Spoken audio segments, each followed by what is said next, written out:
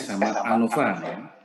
Kalau dites intinya itu nanti berkaitan dengan dua sampel, dua kategori, dua kelompok, dua perlakuan, tetapi ketika dalam suatu riset kita sebagai peneliti melibatkan lebih dari dua perlakuan atau kelompok ya atau level dalam variabel independen itu kita namakan ANOVA. Nah, apa bedanya between, independent atau within atau repeated measure? Nanti lebih lanjut saya jelaskan ya. Jadi mungkin saya belum masuk langsung to the point terkait formula dan seterusnya, tidak ada salahnya kita refreshing lagi ya, kita upgrade, kita ingat-ingat apa konsep-konsep penting dulu mungkin sudah diberikan ketika Anda ambil mata kuliah metodologi penelitian kuantitatif ya. Konsep penting apa itu variabel ya penelitian, karena seringkali nanti kalau kita membahas tentang statistik pasti berhadapan dengan variabel ya, variabel independen, dependen dan seterusnya. Jadi variabel sendiri kalau diartikan secara esensial kan intinya variabel itu adalah segala sesuatu yang punya variasi ya. Kalau kita ingat, kalau lawan variabel konstanta ya, konstanta itu sesuatu yang nilainya tetap satu. Kalau secara matematis ada epsilon, jari-jari atau fenomena alam misalkan ya apa jumlah matahari yang mengitari bumi misalkan, jumlah ayah ibu kandung, dan intinya konstanta adalah nilai apa sesuatu yang punya nilai satu ya, satu nilai. Sementara variabel itu segala sesuatu yang punya variasi nilai. Jadi kalau segala sesuatu udah at least punya dua nilai ya otomatis variabel. Itu aja simple ya. Cuma kalau kita upgrade di metodologi kemarin, variabel itu nilainya bisa bersifat kualitatif maupun kuantitatif ya. Nanti saya jelaskan setelah ini.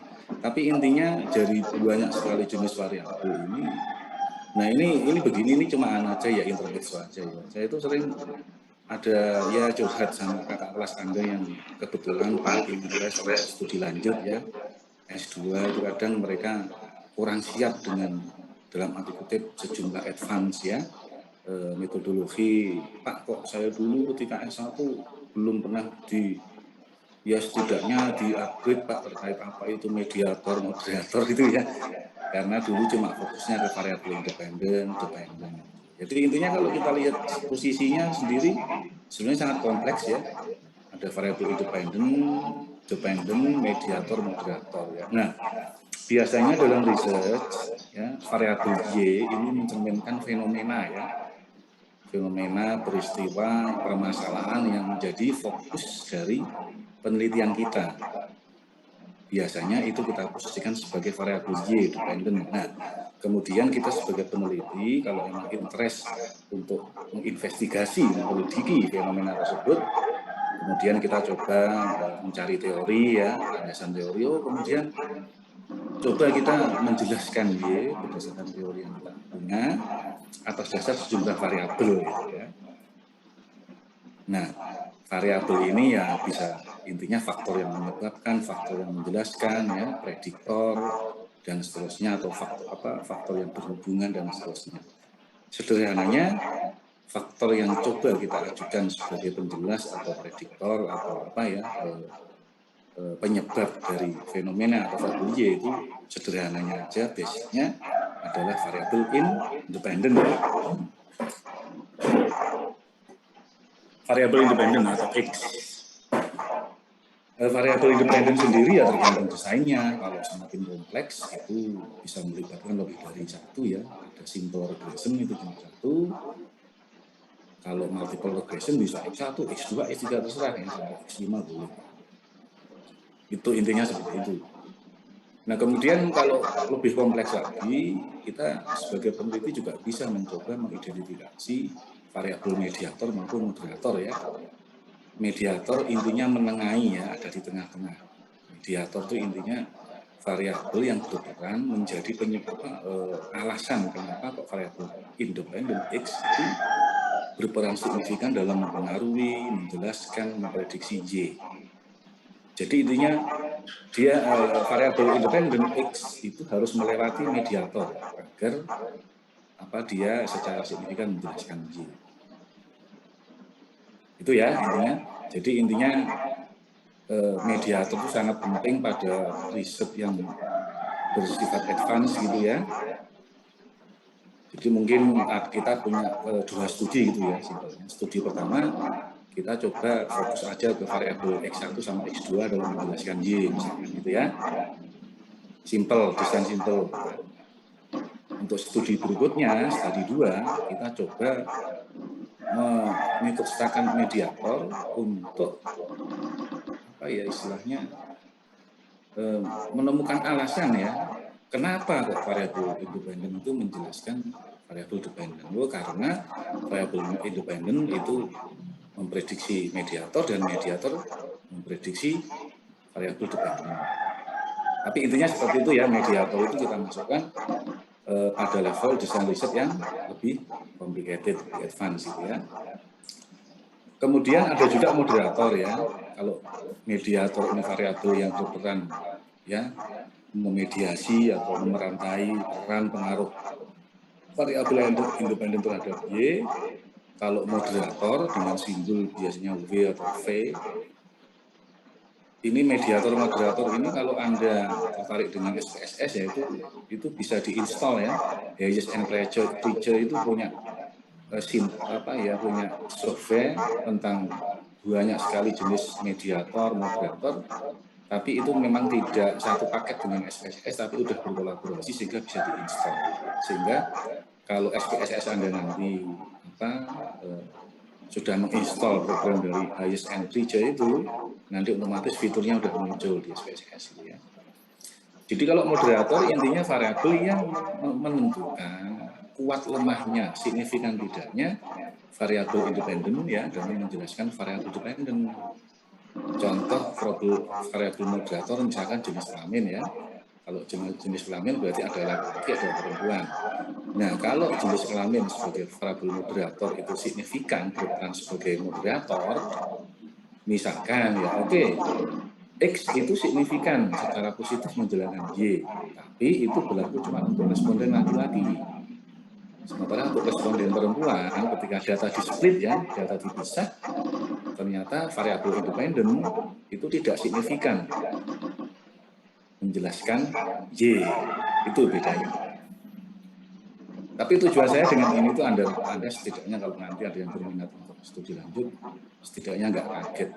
Dulu Pak Ali udah pernah setidaknya mengintrodusir apa itu mediator ya, moderator. Cuman memang yang agak complicated ini kurikulum sekarang itu bagaimana ya? Kalau kita melibatkan mediator, moderator ini agak cukup kompleks gitu ya. Tapi saya nggak tahu ke depan saya tuh pengennya lebih bisa dikembangkan ya, kenapa tidak? Kalau asumsinya kalau SDM-nya ada, pengajarnya bisa, ya kenapa tidak kan gitu ya. Sehingga mahasiswa itu memang punya akses untuk mengetahui ya selengkap mungkin tentang materi apa itu statistik gitu. Terlepas nanti mungkin ya fokusnya kita pilah itulah mungkin ya. Meskipun kita ajarkan mungkin untuk ujian dan seterusnya fokusnya kita utamakan ke yang mungkin variabel independen dan seterusnya. Tidak sampai melibatkan mediator misalnya. Tapi moderator saya kira sangat layak untuk diajarkan ya. Oke itu ya. Kemudian variabel juga bisa dikategorisasi atas dasar skala pengukuran ya. Tadi saya ngomong nilai yang melekat pada variabel itu bisa bersifat kualitatif maupun kuantitatif ya. Ya, ini nanti terkait dengan apa itu variabel nominal, itu variabel yang paling levelnya paling rendah, ordinal, itu biasanya dalam bentuk tata peringkat, ranking, interval, kontinum, paling tinggi rasio ya. Nah nominal ini seperti yang saya tekankan tadi, nilai yang ada di dalamnya itu hanya bersifat kualitatif, coding, cuma label. Misalkan kita punya variabel jenis kelamin, laki-laki perempuan. Dalam input data misalkan kita kasih coding laki-laki 1, perempuan 0 atau sebaliknya. Nah dalam hal tersebut angka 1 yang melekat pada laki-laki atau sebaliknya perempuan dan angka 0 yang kita kasih coding untuk perempuan atau sebaliknya bukan berarti lebih tinggi atau lebih superior dan seterusnya, tidak. Angka 1 dalam laki-laki dan 0 dalam perempuan sebatas untuk kodifikasi aja, label gitu ya. Atau misalkan apa yang punya variabel nominal, ada variabel apa misalkan merek motor ya, mau Suzuki misalkan, atau partai politik yang menjadi pilihan kita, misalkan ada PDIP dan seterusnya. Nanti misalkan kalau itu kita analisis karakteristik, ya nanti kita kasih coding 4, 2, 1, 0 misalkan. Tapi di situ bukan berarti 4 lebih tinggi dari 3, 2 dan tidak, itu tidak seperti itu. Sehingga dengan coding ini kita tidak bisa melakukan operasi matematis penambahan, pengurangan, apalagi pembagian. Ya. Nah, nanti variabel nominal ini sangat terkait dengan kodifikasi untuk variabel independen ya, X dalam konteks uji beda. Maka ini sangat penting. Ya. Untuk kodifikasi, coding, pemberian label untuk kategori atau level dalam variabel independen atau X dalam konteks uji beda. Jadi ada laki-laki, perempuan, tuh. Misalkan variabel apa, jenis kelamin dan seterusnya. Nah, kalau ordinal beringkat ya, ordinal ini seringkali ciri khas data yang dipakai untuk statistik non parametrik ya. Jadi ketika data kita nggak normal, misalkan distribusinya, ya kita bisa transformasi ke ordinal, tetapi konsekuensinya kita harus beralih dari statistik parametrik yang saya ajarkan ini ke statistik non parametrik. Karena kalau non parametrik itu free of assumption, dia bebas dengan karakteristik data apapun dia oke. Interval kontinum, interval ini ya variabel-variabel psikologis ya. IQ, sikap, minat, dan seterusnya itu secara teoritik diasumkan levelnya interval. Interval udah bisa bersifat kuantitatif, dalam arti skor yang melekat di dalamnya, variasi nilai di dalamnya, sudah bisa kita judgment mana yang lebih rendah, mana yang lebih tinggi ya. Tetapi skor 0 dalam variabel interval itu tidak punya makna absolut. Misalkan IQ ya, atau apalah kita nyebar angket, minat, sikap dan seterusnya, kebetulan mungkin ada 1-2 individu yang dapat skor tes IQ 0 misalkan, salah semua misalkan ya. Atau ketika kita kasih angket, katakanlah skalanya 0 sampai 4, ada 1-2 individu mungkin yang entah serius apa tidak, itu skornya 0 in total. Nah, ketika variabel berskala interval dan kebetulan nilainya 0, itu bukan berarti kita punya judgment bahwa berarti you tidak punya IQ dong, you tidak punya sikap, tidak bisa. Tidak logis itu ya. Karena nolnya tidak mutlak, tidak pasti, tidak absolut. Konsekuensinya apa? Variabel interval ketika nolnya tidak mutlak, operasi matematis pengurangan penambahan oke, itu boleh, tapi pembagian tidak bisa. Nah, itu hanya bisa pada variabel rasio. Semua operasi matematis bisa dilakukan, pembagian, pengurangan, ya, penjumlahan, dan seterusnya. Karena variabel rasio itu 0 udah bersifat absolut, ya, benar-benar nyata, real. Contoh ya, misalkan usia, waktu, berat, ya. Nah, variabel-variabel fenomena fisika, kimia ya eksak lah gitu ya, itu udah pada level rasio ya, jelas entitas nilai 0 memang absolut. Tapi kalau variabel psikologis itu biasanya mentoknya di interval. Kalau ada pertanyaan silahkan loh ya, sembari saya presentasi, tidak masalah ya, tidak harus nunggu ya, saya persilahkan. Oke, mungkin juga yang perlu saya refreshing kembali hipotesis ya, karena statistik itu selalu nanti berkaitan dengan apa itu hipotesis alternatif, apa itu hipotesis alternatif satu arah dan dua arah. Ya. Dan kita fokus ke konteks uji perbedaan, karena jenis-jenis hipotesis juga bisa maknai dalam konteks uji hubungan ya. Tapi materi saya fokus ke jenis-jenis hipotesis dalam konteks uji perbedaan. Hipotesis secara general bisa sebagai kedua rumpun besar ya, nihil dan alternatif. Nihil itu ya hipotesis yang tujuannya untuk mengcounter teori yang kita ajukan. Dia menafikan, mendenial kebenaran teori yang kita ajukan. Sebaliknya kalau hipotesis alternatif kerja, ya tujuannya untuk menjustifikasi, membenarkan teori yang kita ajukan dalam suatu riset. Nah biasanya dalam karya ilmiah ya, skripsi itu hipotesis nihil tidak perlu eksplisit disebutkan ya, tapi orang intinya udah paham. Intinya hipotesis nihil yang mengcounter hipotesis alternatif nanti ya. Artinya kalau hipotesis alternatif nanti ditolak, berarti itu mensupport hipotesis nihil. Sebaliknya kalau hipotesis alternatif signifikan diterima, berarti dia mengcounter hipotesis nihil dibalik. Nah, hipotesis kerja atau alternatif ada dua yang bersifat dua arah, satu arah. Two tail, one tail. Seperti apa bedanya saya jelaskan. Tuh.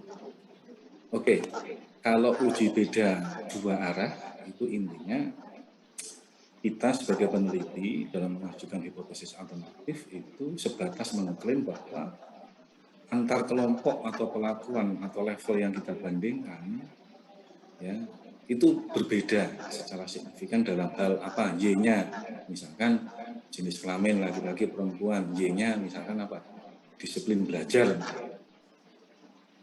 Jadi variabel independen X adalah jenis kelamin yang bersifat nominal laki-laki perempuan tadi ya. Kemudian variabel Y dependennya adalah disiplin belajar. Kalau hubungan antar variabel ini kita framework, kita bahasakan, kita ekspresikan dalam konteks uji, dalam konteks hipotesis alternatif dua arah, bunyi hipotesisnya berarti laki-laki dan perempuan berbeda secara signifikan dalam hal disiplin belajar mereka. Atau tingkat disiplin belajar itu berbeda secara signifikan dilihat dari jenis kelamin, laki-laki atau perempuan. Di situ nggak ada judgement, sebatas informasi bahwa antar kelompok yang kita bandingkan berbeda.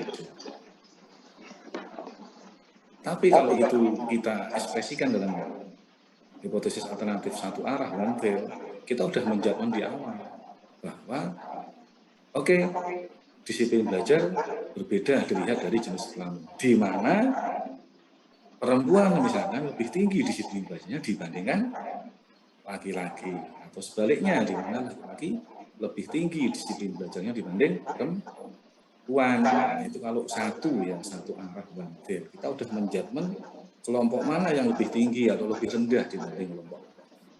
Kalau dua arah tidak ada statement seperti itu, sebatas bahwa kelompok yang kita bandingkan berbeda secara signifikan. Itu ya.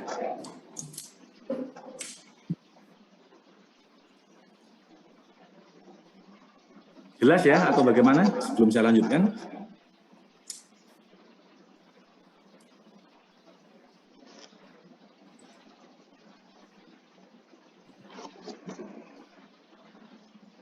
Sudah jelas, Pak. Oke. Sebelum masuk ke pembahasan spesifik apa itu independent sample test, apa itu between subjective test, sama aja ya istilahnya. Ini saya tuh mencoba membuat pemetaan mapping gitu ya, biar Anda itu juga paham posisinya itu di mana sih. Ya, between subjective test itu di mana, ANOVA di mana, dan seterusnya. Jadi kita fokus ke jenis-jenis uji perbedaan. Nah, fokus ke kita lebih lanjut terkait jumlah variabel dependen atau Y ya. Kita cuma satu ya. Satu itu namanya tes univariat. Tapi kalau melibatkan lebih dari Y atau dua variabel dependen namanya multivariat. Itu lebih advance ya, lebih kompleks gitu ya. Tapi intinya kita termasuk uji perbedaan ya dengan fokus pada satu variabel dependen. Itu yang namanya tes univariat. Nah, kemudian satu variabel dependen kita bedah lagi dari segi variabel independennya, jumlah variabel independen dan jumlah kategori di dalamnya. Berapa jumlah variabel independennya dan berapa jumlah kategori di dalamnya. Variabel dependen sudah jelas satu, itu namanya tes univariat. Variabel independen berapa? Ternyata intinya kita itu sama-sama fokus ke satu variabel independen, X-nya cuma satu. Baik t-test maupun ANOVA ya kita fokuskan.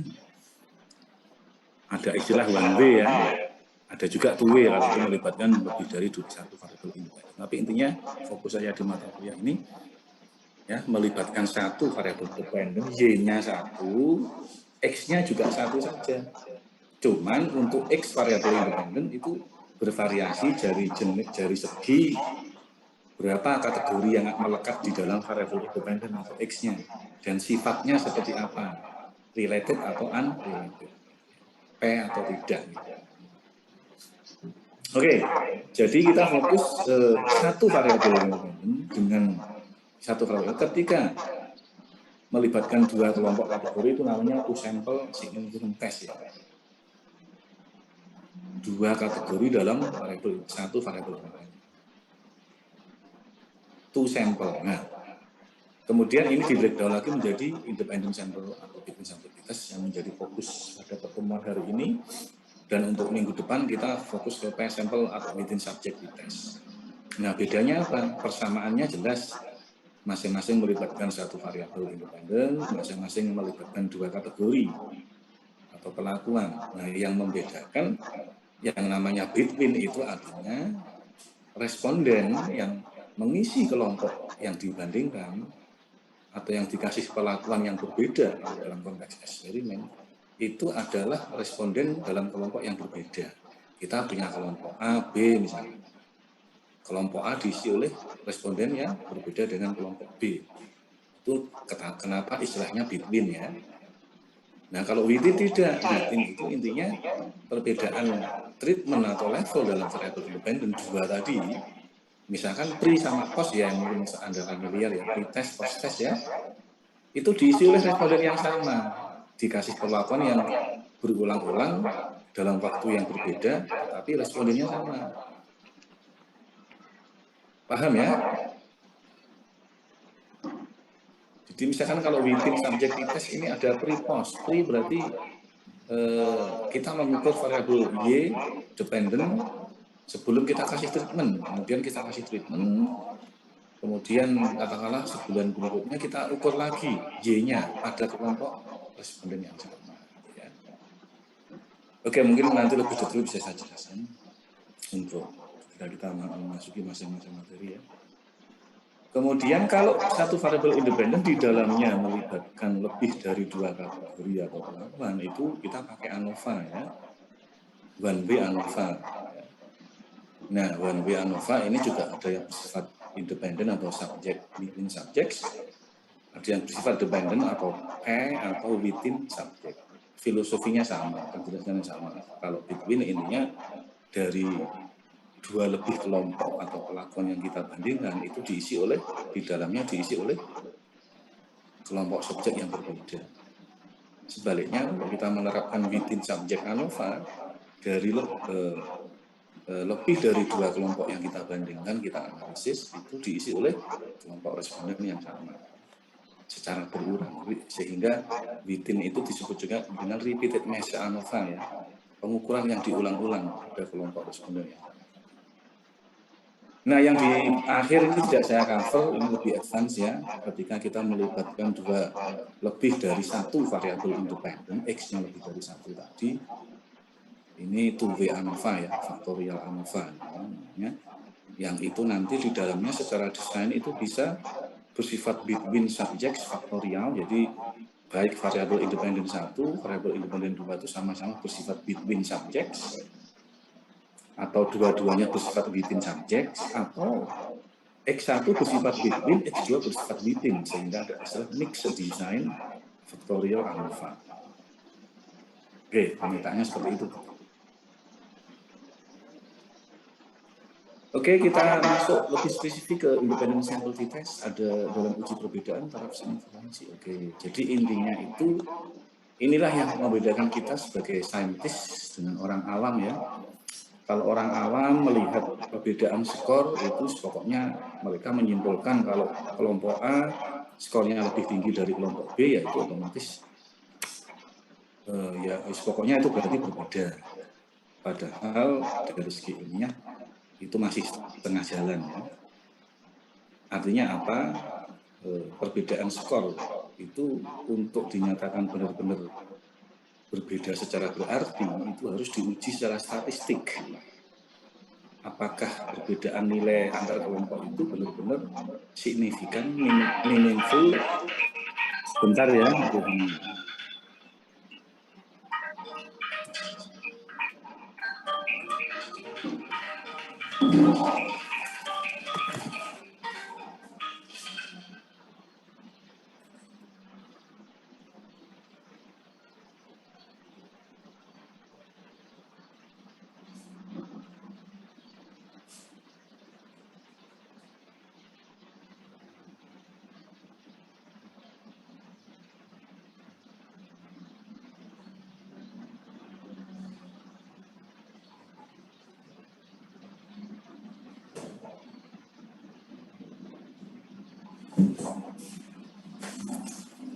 halo.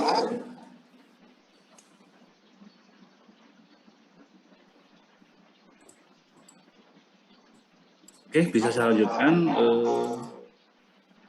Jadi intinya itu ya, sehingga perbedaan skor itu harus kita uji secara statistik, sehingga nanti bisa kita pastikan apakah adanya perbedaan skor itu sebatas karena error sampling, sehingga itu dinyatakan kebetulan, atau memang signifikan secara statistik.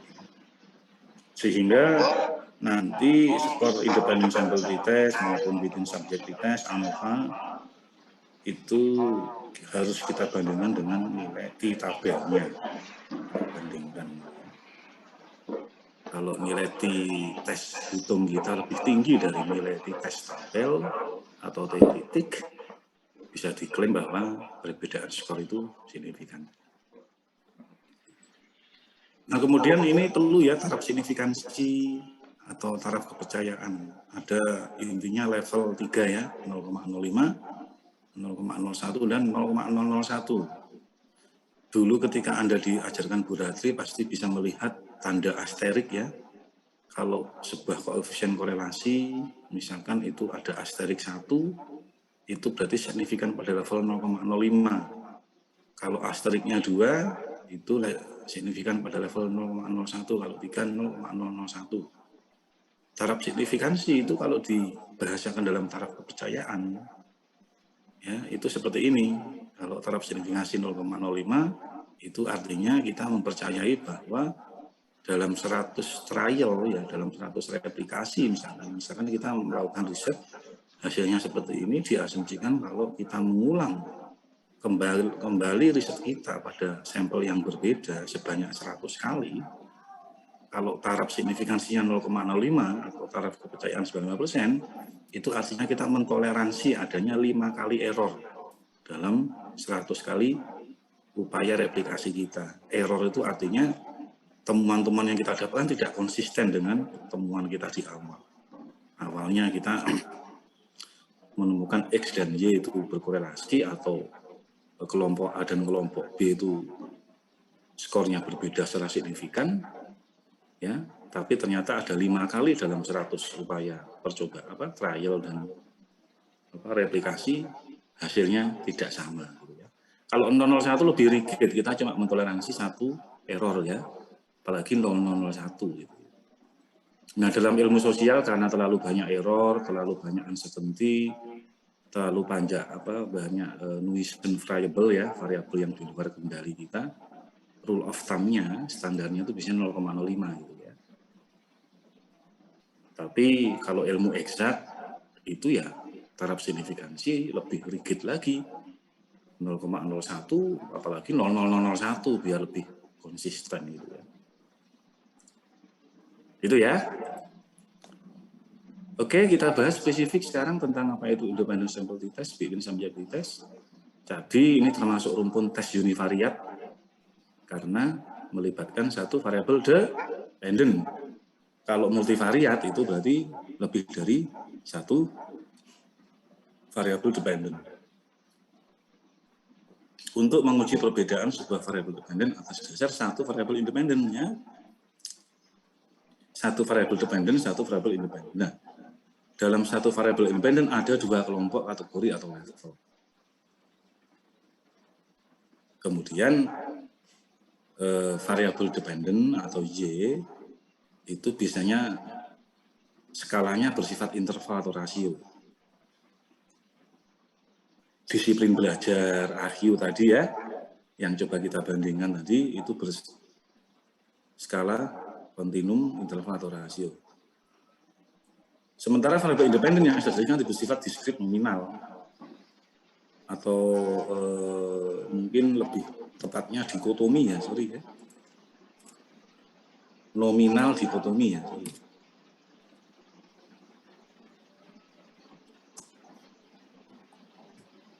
Nanti saya upload lagi.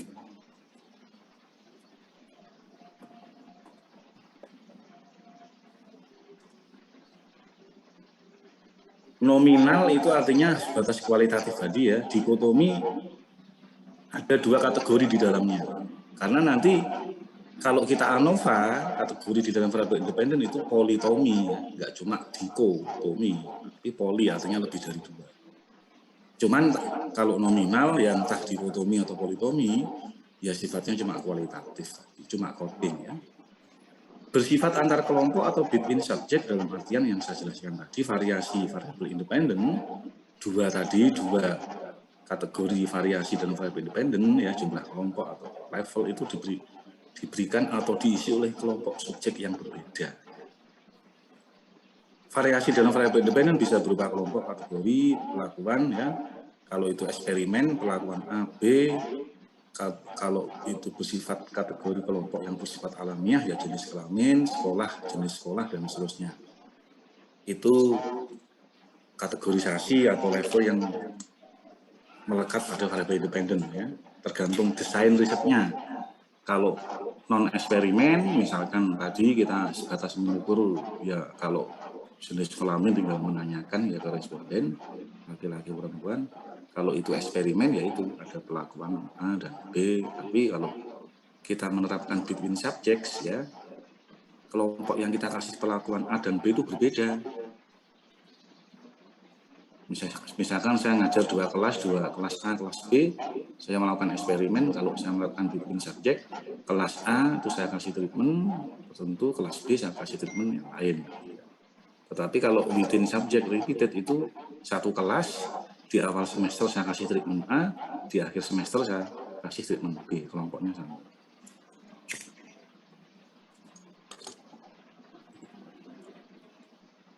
Nah nanti between subject ini juga banyak asumsi ya, ada homogenitas varian, normalitas, data diukur pada skala interval at least ya. Nah rumusnya sangat sederhana, intinya T itu dihitung, yang dihitung sederhana sekali cuma membandingkan min rata-rata kelompok 1 dikurangi min rata-rata kelompok 2 dibagi hasil pengakaran dari standar deviasi kuadrat itu varian ya. Varian kelompok 1, varian kelompok 2 itu X2, N, N1, N2. N1 jumlah responden kelompok 1, N2 jumlah responden kelompok 2. Nah, varian ya, SD kuadrat ya.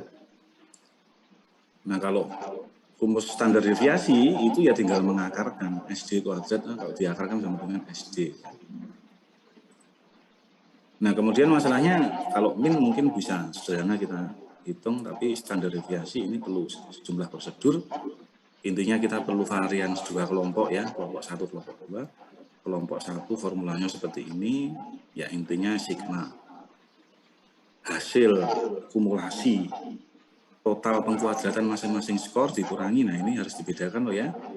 Kalau ini sigma X1 kuadrat, kalau ini sigma X hasilnya berapa dikuadratkan. Dibagi jumlah sampel dalam kelompok A ya, N1. Ini juga N-1, karena ini sampel ya. Kalau populasi dibagi N. Nah ini varian kelompok 2, intinya sama. Nah kemudian apa yang perlu kita lakukan untuk uji signifikansi ya, sejauh mana tadi hitung ini dengan formula ini nanti setelah kita tentukan dia signifikan apa tidak. Dia signifikan kalau lebih besar dari nilai T tabel. Dia tidak signifikan kalau lebih kecil dari T tabel ya. Jadi T hitung empiris tadi kalau dia kurang dari lebih kecil dari T teoritis atau tabel tidak signifikan. Meskipun ada perbedaan itu artinya hipotesis kita tolak, hipotesis alternatif ya.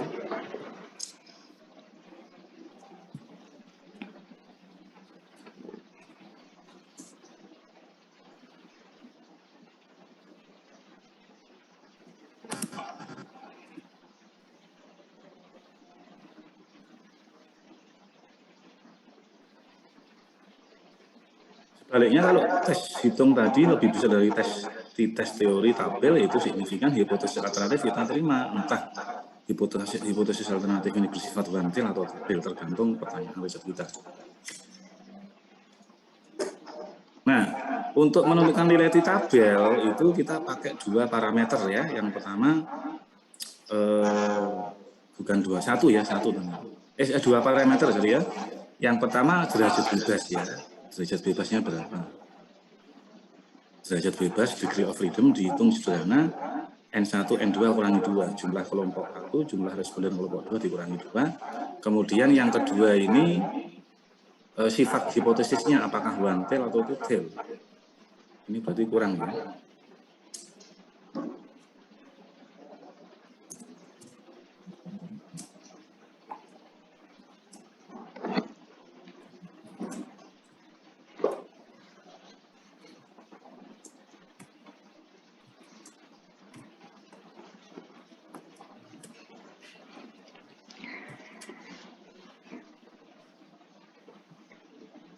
Ini ya, dua parameter ya, derajat bebas dan sifat hipotesis alternatifnya apakah one tail atau two tail.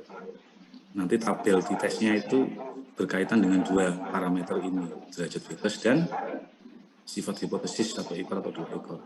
Dan juga satu lagi, terlalu banyak info yang missing saya. Dan level signifikansi ya tuh.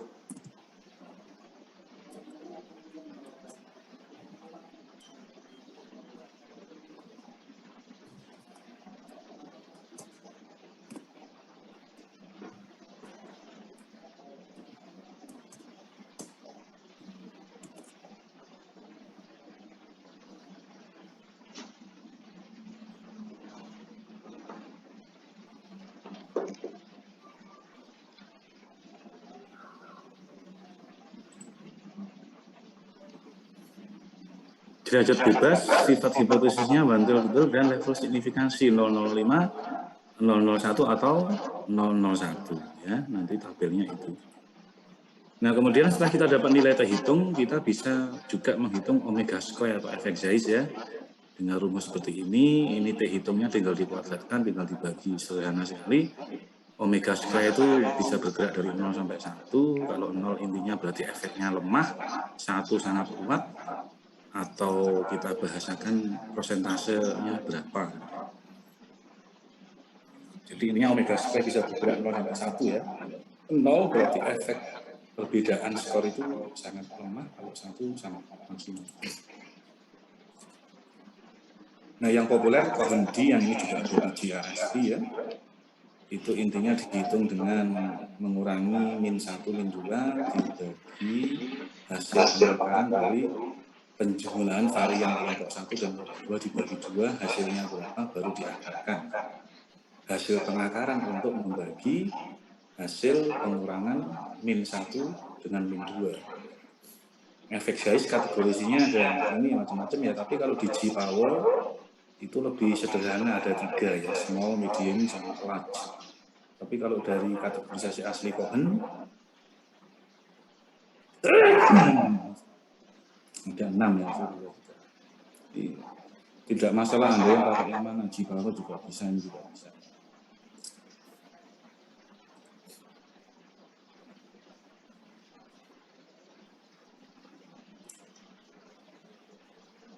Oke, ini contoh risetnya ya, sebuah penelitian dilakukan untuk menguji pengaruh jenis kelamin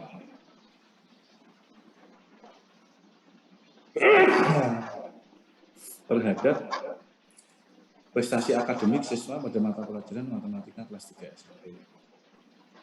Di sini variabel independen X-nya jenis kelas. Di dalamnya ada kategori kelas akselerasi dan konvensional, cuma 2 kategori ya. Variabel Y-nya, dependennya adalah prestasi akademik. Jumlah total responden 20. Nah, karena bersifat between subjects, dari 20 ini dipartisi menjadi 10 di kelompok 1, kelas akselerasi, 10 yang lain di kelompok kedua, kelas konvensional.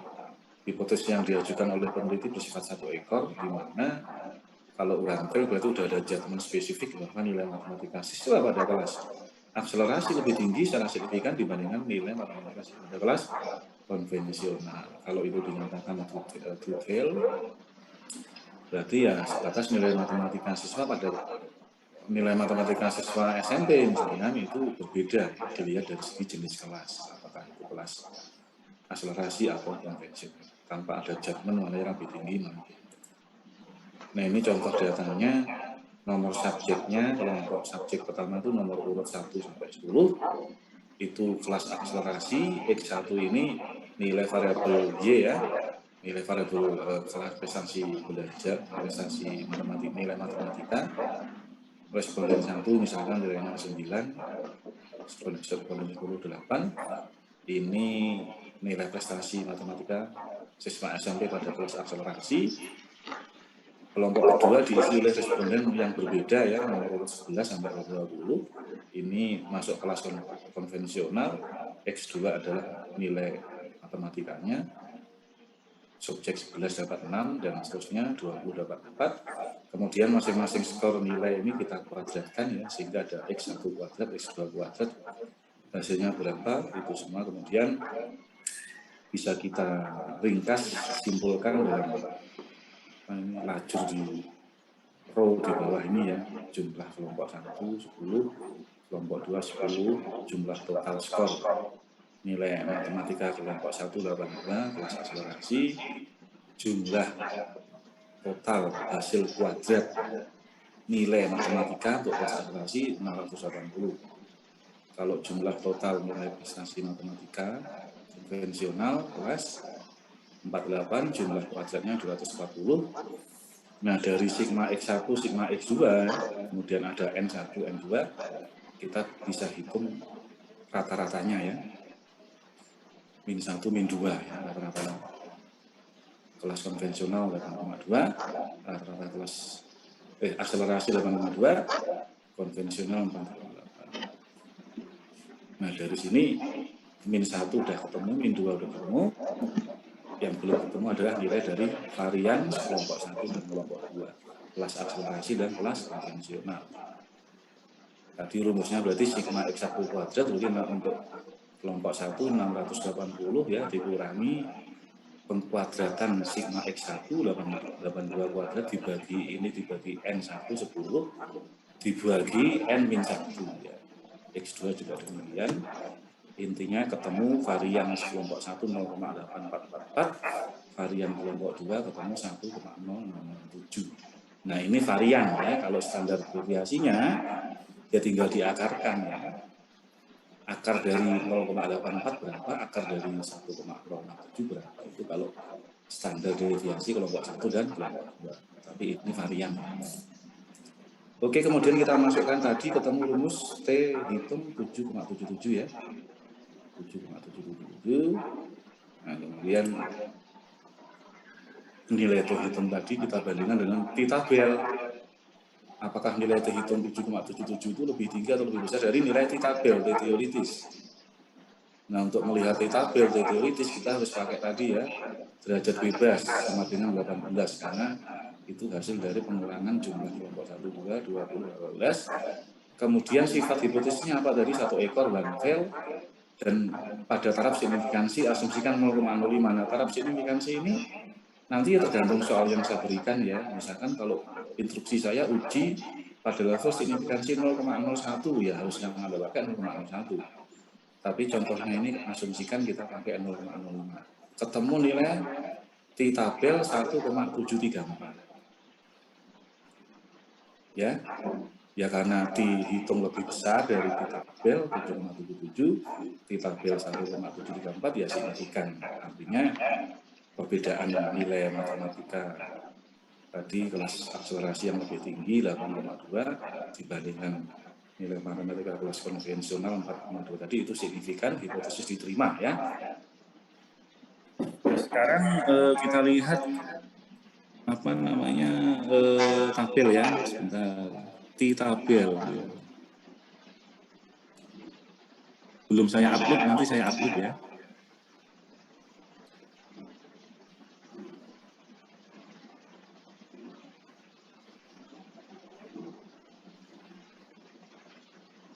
Nah.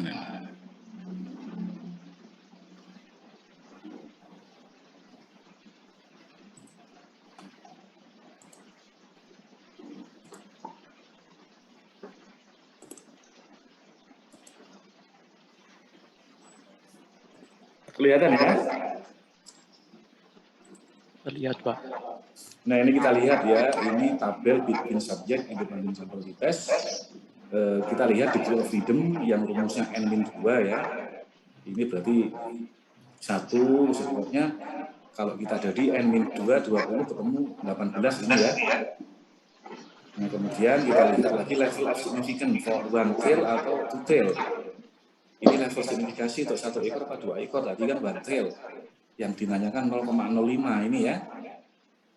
0,05 kita tarik ke bawah, ke jumlah responden 18 ketemu titik 1,734 ya. Kalau pertanyaannya saya geser ke 0,01 misalnya, one tail mohon dites, diuji signifikansi nilai terhitung atas dasar hipotesis one tail level signifikansi 0,01 misalnya. Ya kita geser ke sini. 2,552. Tetap signifikan ya terhitung, karena tadi terhitung 7,77. Bahkan kalau kita rigidkan lagi pada level 0 kurang dari 0,01 ya, 0,1 0,5 itu tetap signifikan ya ternyata ya. Karena di sini nilainya masih 3,922 ya, itu ya. Ada yang ditanyakan terkait tabel ini silakan. Atau nanti saya upload ya. Baik, Pak.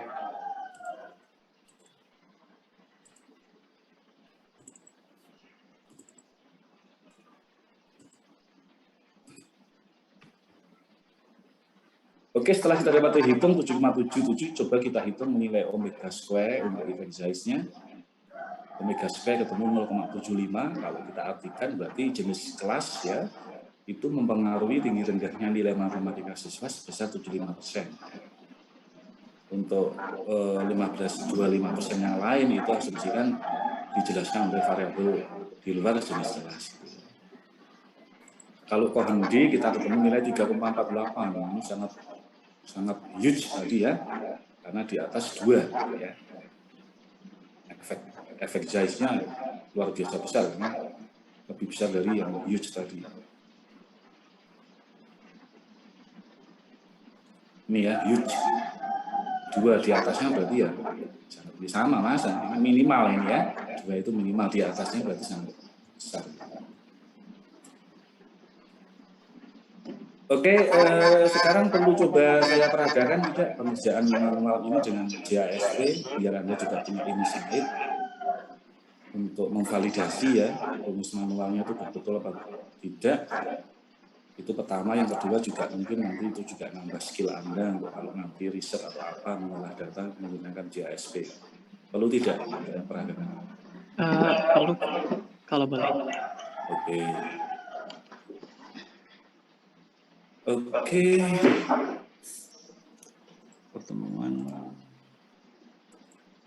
Rabu ya.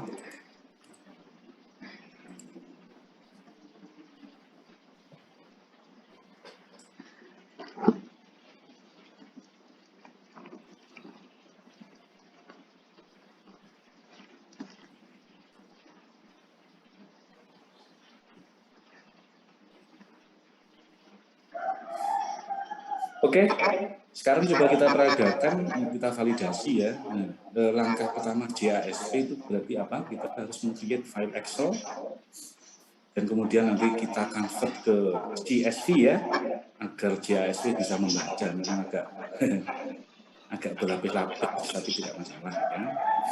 Berarti kita perlu 3 kolom ya. Nomor subjek ya. Ini kelihatan Excel-nya? Terlihat, Pak.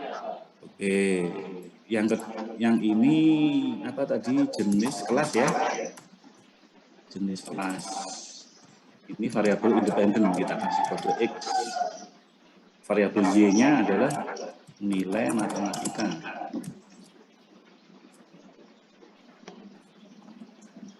Nah, ini perlu ditekankan bahwa model input data di JASP via Excel itu sangat berbeda dengan input tabel yang saya ajarkan di ini ya, di PowerPoint ya. Karena ini kan space-nya kan, kenapa saya pakai format tabel ini tadi ya, Karena yo kalau PPT terbatas ke space gitu ya, dan intinya nanti codingnya berbeda. Ini penting biar Anda itu nanti kalau saya ajarkan pakai slide PPT atau nanti ada soal seperti itu, nanti bisa Anda punya logika yang kuat untuk, oh ini kalau saya analisis dengan GISP, ini bagaimana ya saya mengolahnya, mentransformasinya gitu ya. Jumlah subjek tadi total ada 20 ya.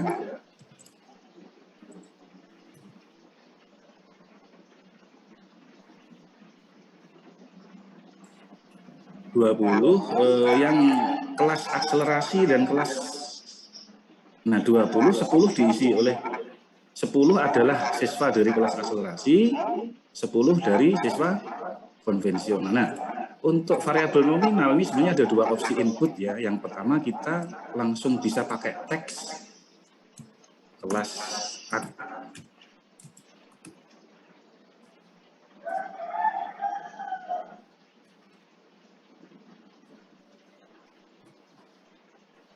Oh, ini absensinya belum saya buka ya. Oke, silahkan bisa di... Absensinya udah saya buka ya. Sebentar, saya klik linknya.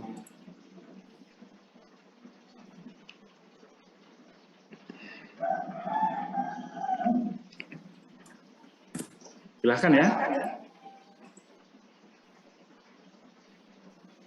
Oke. Ini kita copy paste sampai responden ke 10. Kemudian kelas konvensional.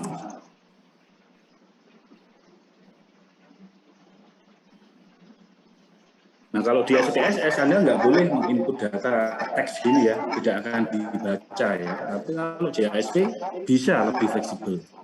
Jadi inputnya yang mungkin lebih simpel seperti ini, atau yang solusi kedua kita kasih coding tadi ya, misalkan akselerasi 1, konvensional 0, cuma nanti ketika kalau model kita seperti itu pakai angka, nanti di risetnya itu kurang komunikatif gitu ya, pembacaannya itu ya. Dan meskipun nanti kita bisa pakai kode 1, ini 0, tapi nanti harus ada label gitu ya di GISP-nya, agak muter-muter, tapi intinya ini lebih simpel, lebih langsung terbaca. Nah, kemudian kita copy paste nilai matematika untuk masing-masing kelas tadi ya. Tadi ini ya, yang kelas 6. Ini mohon dicatat yang kita copy paste jangan kuadratnya loh ya, row score-nya ya. Nilai matematika row score-nya, data mentahnya atau nilai aslinya, bukan pengkuadratannya ya. Ini yang skor atau kemana tadi? Ini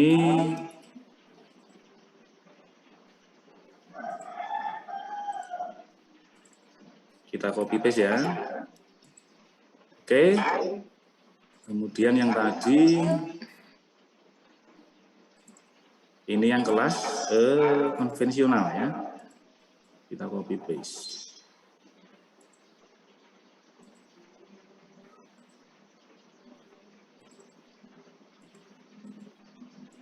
Oke, pas ya. Nah, biar rapi, kita rapikan dulu lah ya.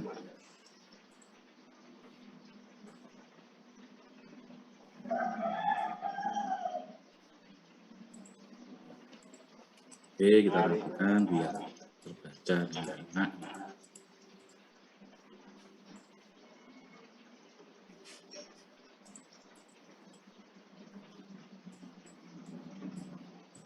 Oke, ini masih dalam format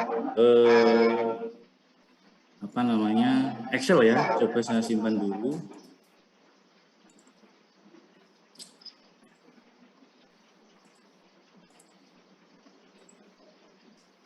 Independen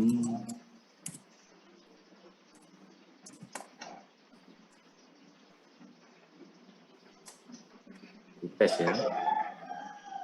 Oke, ini harus kita convert dulu ke CSV ya. Biar ini ya caranya. Kelihatan nggak ini ya? Terlihat, Pak. Ini ya CSV ini ya. Nah, kemudian kita simpan ke folder yang kita tentukan. Oke. Jenis ininya beda ya formatnya. Subjek 1 sampai 20. Kalau tadi kan subjek 1 10 sini kanan itu ya. Ini seperti ini. Kemudian kita buka JASP-nya ya.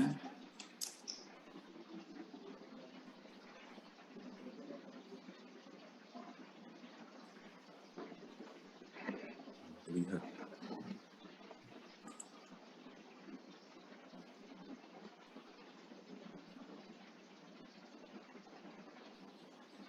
Kelihatan ya? Kita buka open data file komputer ya. Kita lihat, kita browse, jadi kita nyimpennya di mana. Tadi saya nyimpen di kelas ragu, ini ya independent sample test, ini harus CSV ya. Kelihatan ini tampilannya?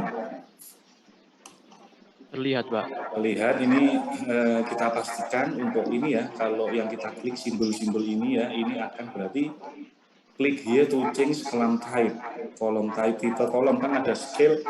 Scale itu interval rasio, ordinal, peringkat, kita nominal ya, betul ya.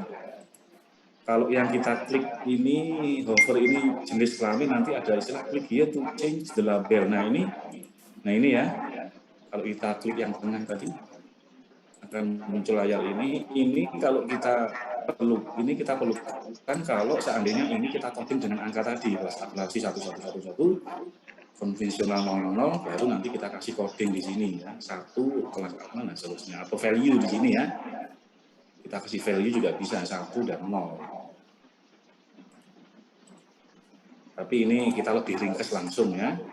Nah, kemudian nilai matematika ini skala apa nih? Ini ordinal, padahal kita scale ya, harus diubah. Meskipun mungkin hasilnya sama antara ordinal sama scale ya, tapi intinya kita tak aturan gitu ya. Kita ganti menjadi scale. Tadi by default itu ordinal ya, kita ubah jadi scale. Sudah jelas? Atau mungkin belum jelas, silahkan. Sudah jelas, Pak. Oke, kemudian kita pilih t-test ya ini. Kalau Bu Ratri kemarin regression ya, kalau Bu Ratri ini, kalau saya t-test ya. Nanti kalau melibatkan lebih dari 2 kelompok, ANOVA namanya. Ini 2 kelompok t-test, classical, independent ya. Kalau nanti minggu depan sample t-test, kalau sekarang kita independent sample t-test. Kita geser jenis kelamin ke grouping variable, nilai matematik ke dependent variable, ya. Kemudian student ini maksudnya studenti, udah betul ya, studenti. Efek size kita aktifkan, kita pilih by default Kohndi, deskriptif penting untuk laporan APA, untuk melihat min 1 berapa, min 2 berapa, standar deviasi. Kemudian, nah ini alternatif hipotesis ya, maksudnya ALT itu alternatif. Itu seperti apa? Kalau ini detail ya, detail itu seperti ini. Min kelompok 1 tidak sama dengan kelompok 2. Berbeda, tapi nggak ada judgment mana yang tinggi, mana yang rendah, gitu ya. Pokoknya berbeda, signifikan. Kalau yang ini, kelompok 1 lebih besar dari kelompok 2. Dalam konteks kita tadi seperti apa? Apa yang sebaliknya, kelompok 1 kurang dari kelompok 2, ayo. Yang mana yang kita klik? Yang kelompok 1 lebih dari kelompok 2 atau kelompok 1 kurang dari kelompok 2? Di antara 2 opsi ini. Yang kelompok 1 lebih besar dari kelompok 2, bukan, Pak? Oke, kelompok 1 tadi kan akselerasi ya. Nilai matematiknya lebih besar dari kelompok 2, yaitu kelas konvensional. Itu ya. Oke, di kanan langsung muncul. Nah, ini langsung kita lihat di sini. Nilai T hitungnya 7,77. Sama enggak juga.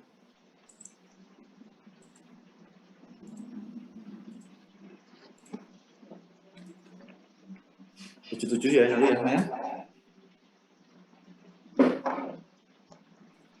Bisa.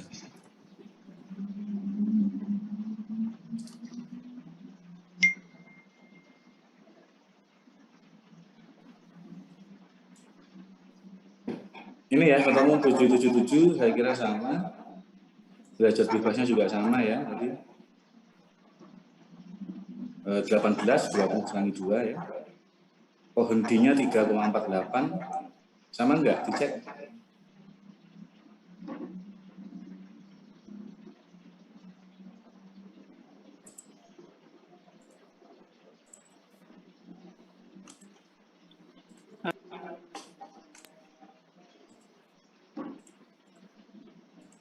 Kondi 3,48 ya.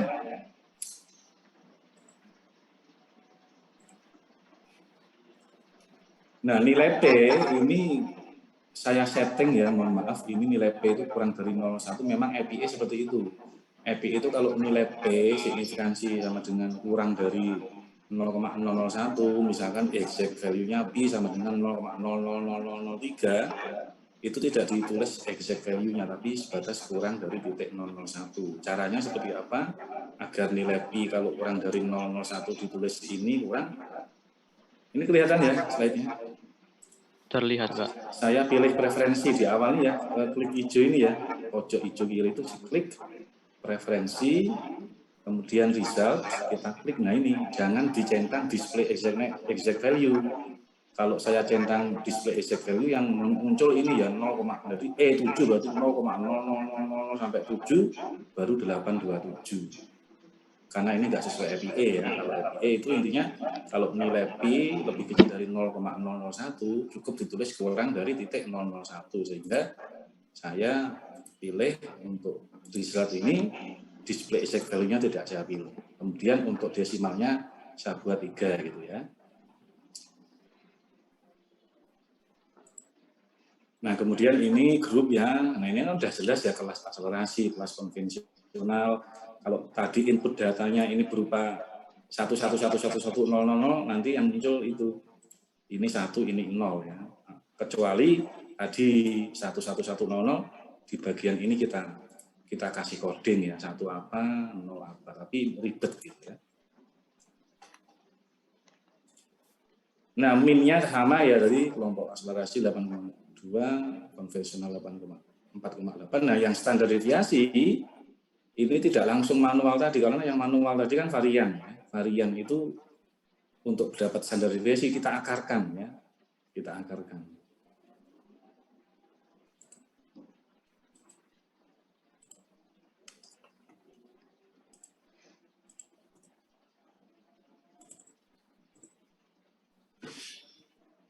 Nah ini kita akarkan ya. Ini kan varian 0,844 diakarkan ketemu berapa tadi? Nah, ini varian kelompok 2 1,00 juga diakarkan gitu ya. Untuk dapat standar deviasi ini.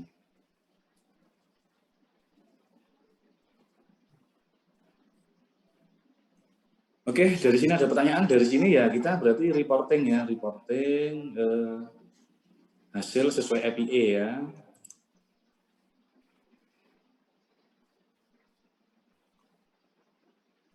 Oke, EPA itu intinya kalau simbol-simbol Yunani, mega, beta, alpha, eta itu ditulis tegak. Simbol-simbol matematis non-Yunani, T, F, D, D, P, value, R, regresi dimiringkan ya. Kemudian pembulatan angka biasanya 2 angka di belakang koma itu ya biasanya, atau 3 lah gitu ya. Terus kalau EPA sih pakai titik ya, komanya itu desimalnya. Tapi ini saya buat fleksibel aja lah, Anda pakai koma, titik, monggo, terserah. Saya nggak rigid. Kebetulan saya pakai koma ya. Jadi reportnya seperti tadi setelah, nah ini berarti kita tambahi dengan ini ya, standar deviasi ya.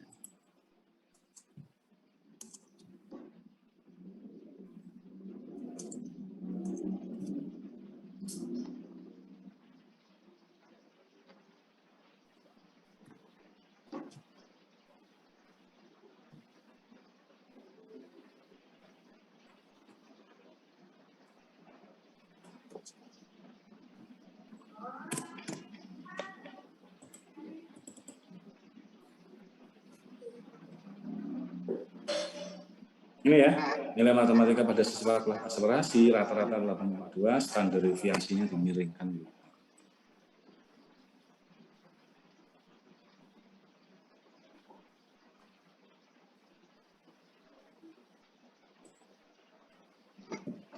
Aduh, ini building.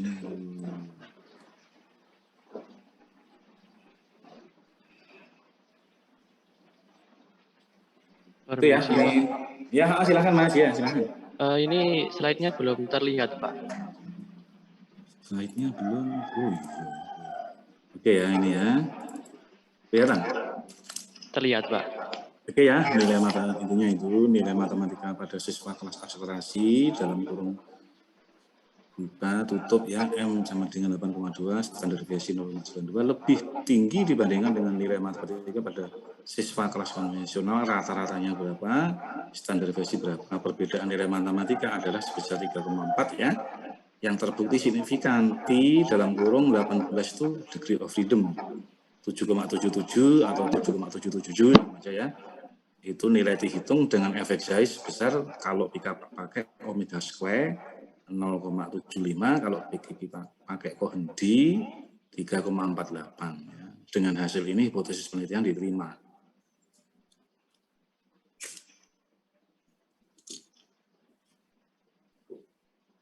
Ayo silahkan kalau ada yang ditanyakan, mumpung masih banyak waktu.